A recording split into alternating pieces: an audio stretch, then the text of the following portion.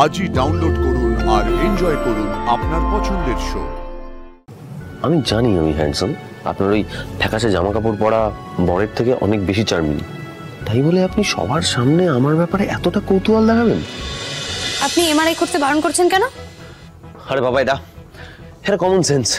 আপনাদের ডাক্তারদের এই একটা সমস্যা, জানেন তো, সবকিছু আপনারা এত জটিল করে ভাবেন না। আরে বাবা, আপনারা কি বললেন? ওর পেটের ভেতর একটা ফরেন পার্টিকেল পাওয়া গেছে, কিন্তু কি সেটা ও মুখে বলতে পারছেন না, তাই বললেন তো? হ্যাঁ, আর কইতেও পারছে না কি গিলেছে। বলতে পারার কি আছে?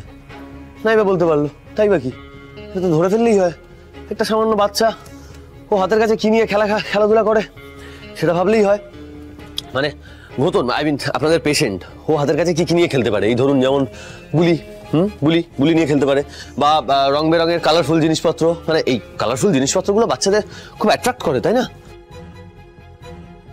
আরে দেখি, আরে তুমি এই গুলির বাক্সটা কোথায় পেলে? এটা তো হারিয়ে গেছিল মা। আচ্ছা শুনুন, আপনি ছোটবেলায় গুলি খেলতে ভালোবাসতেন? মানে আপনার ছিল এরকম কোনো গুলির বাক্স? না মানে আপনি ছোট বাচ্চাদের খেলনার কথা বলতে গিয়ে গুলির কথা বললেন বলেই বলছি। ওই হয় না, মানে ছোট বাচ্চাদের গুলি তো খুব প্রিয় হয়, ওই ওরা ওদের প্রিয় জিনিস একটা বাক্সে করে রাখে একসাথে। আপনার ছিল এরকম কোনো ছোট গুলির বাক্স? মানে আপনি বললেন তাই বলছি, মনে পড়ে আপনার এরকম বাক্সের কথা?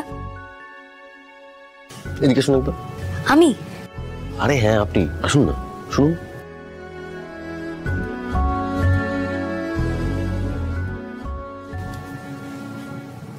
আমি জানি আমি হ্যান্ডসাম, আপনার ওই ফ্যাকাশে জামা কাপড় পরা বরের থেকে অনেক বেশি চার্মিং, তাই বলে আপনি সবার সামনে আমার ব্যাপারে এতটা কৌতূহল দেখাবেন? হ্যাঁ, মানে আপনি কাজটা কিন্তু ঠিক করছেন না। আপনি একজন বিবাহিত বৌদি। হ্যাঁ,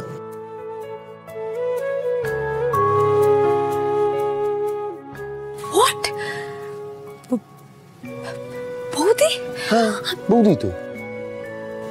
এখন তো আমার মনে হচ্ছে শুরু থেকে আপনাকে এই নামে ডাকলে সুবিধেই হতো আমার। এগুলো কি ফাজলামো হচ্ছে এখানে?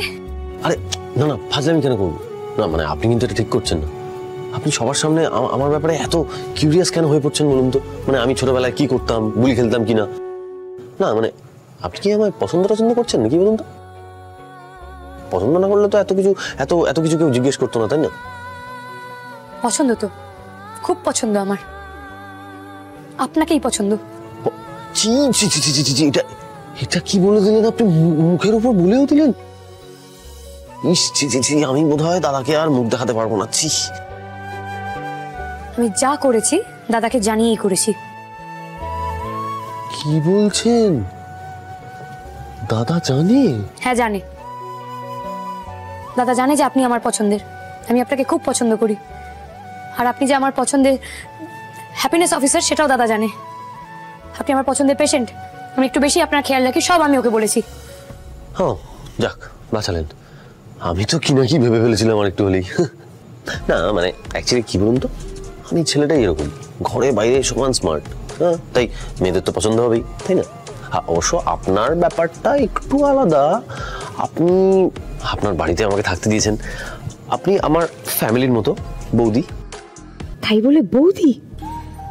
হে মা দুর্গা, তুমি এবার কিছু একটা করো মা।